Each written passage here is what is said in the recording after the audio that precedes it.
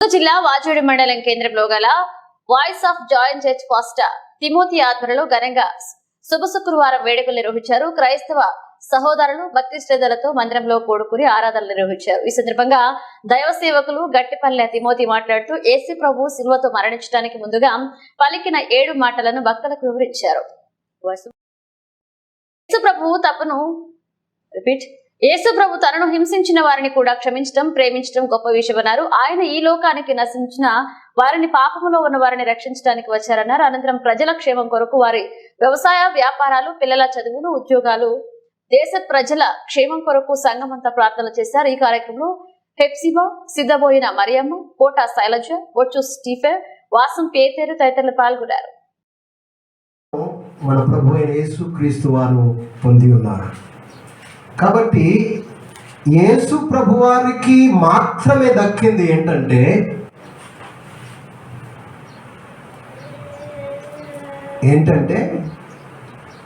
3 సంఖ్యలు 3 రోజుల ప్రత్యేకమైన హాలిడే ప్రపంచమే గుర్తించింది అని దేవునికి స్తోత్రం చెప్పండి.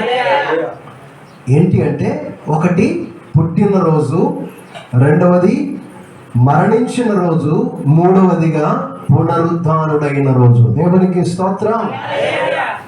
జన్మదినము, మరణ దినము, పునరుద్ధాన దినం, ఈ 3 ప్రభు అయిన యేసుక్రీస్తు వారికి మాత్రమే దక్కింది. ప్రపంచంలో ఎవరు పుట్టినా జస్ట్ మామూలుగా ఇస్తారు, కానీ మరణించిన రోజు మాత్రం ఎవరికి కూడా హాలిడే ప్రకటించలేదు. కానీ ప్రపంచం కూడా గుర్తించింది ఏంటంటే, యేసు ప్రభువారు ఒక ప్రత్యేకమైన వ్యక్తిగా, శక్తిగా దేవుడు ఏర్పాటు చేసిన ఒక సాధనంగా ఆ లోకం నుండి ఈ లోకానికి ప్రజల రక్షణార్థమై ఈ లోకానికి పంపబడ్డ ఒక మనుష్య కుమారుడని గుర్తించి ప్రపంచమే ఏం చేశాడు? ప్రజలందరికీ కూడా ఏమిచ్చాడు? హాలిడే ఇచ్చాడు. దేవుని బిడ్డలారా, దేవుడు మనందరి పక్షాన ఏం చేస్తున్నాడు అంటే, మనందరికి మేలు చేయడానికి ఆయన వచ్చాడు, కీడు చేయడానికి మాత్రము కాదు. ప్రేమను పంచడానికి వచ్చాడు. ఈ ప్రేమ ప్రతి ఒక్కరిని కూడా వరించాలి అని, ప్రతి ఒక్కరి జీవితాల్లో ఒక ప్రత్యేకమైన ఆలోచన రావాలని ఆయన ఉద్దేశం. కానీ మానవుడు ఆ ప్రేమను గ్రహించలేకపోతున్నాడు. మొదటి విషయాన్ని జ్ఞాపకం చేస్తుంటే ఒకటి అద్భుతమైన మాట, తండ్రి వీరేమి చేయుచున్నారో వీరు ఎరుగరు కనుక వీరిని క్షమించమని అన్నాడు. అంటే ఈ రోజుల్లో ప్రజలు ఒకరిని కొడుతూ ఉంటే, ఒకరిని తిడుతూ ఉంటే, ఒకరి ఆలోచన చేస్తూ ఉంటే, ఒకరిని హింసిస్తూ ఉంటే, అలాగే రకరకాలుగా శ్రమలు అనుభవిస్తూ ఉంటే ఎవరు కూడా క్షమించడానికి మనసు రాదు. కానీ ఓన్లీ ఒక యేసుక్రీస్తుకు మాత్రమే ఆ ఘనత దక్కిందని మాత్రం మనం అర్థం చేసుకోవాలి. దేవునికి స్తోత్రం చెప్పాలి. అంత శ్రమ పరిచినా, అంత ఇబ్బంది పరిచినా, ఎప్పుడైతే సినిమాలో ఆయన పలికిన మొదటి మాటలో, తండ్రి ఇంత శ్రమ పరిచినా కూడా నీ చిత్తం నెరవేర్చబడాలని మాత్రమే నేను ఈ లోకానికి వచ్చాను కనుక వారు ఏం చేస్తున్నారో వారు ఎరుగరు కనుక వీరిని క్షమించుమని చెప్పాడు. దేవునికి స్తోత్రం చెప్పాలి. అంతటి ప్రేమమైన మన యేసయ్య. కాబట్టి ఈ ప్రేమను మనందరం కూడా గ్రహించాలి. మనుషులు మనల్ని ప్రేమిస్తారు, మనుషులు మనల్ని ద్వేషిస్తారు, మనకు అనేక రకాలైన చెడ్డ మాటలు చెప్తా ఉంటారు.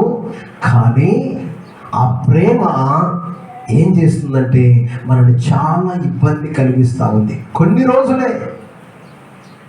అందుకనే యేసు ప్రేమ శాశ్వత ప్రేమ, యేసు ప్రేమ శాశ్వత ప్రేమ,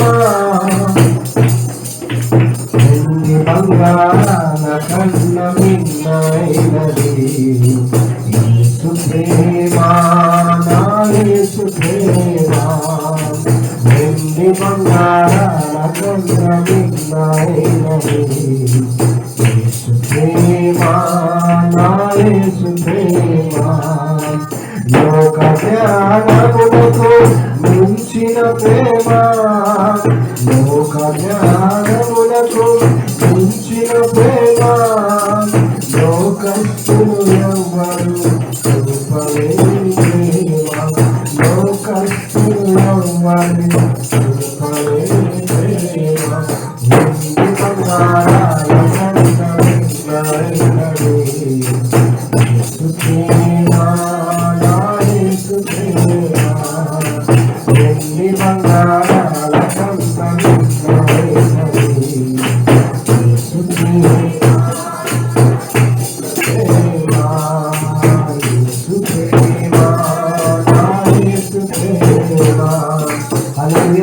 అందుకని ఆ ప్రేమను బట్టే ఎవరు ఏమన్నా ఎవరు ఏం చేసినా కూడా ఆయన ఒకటే అన్నాడు.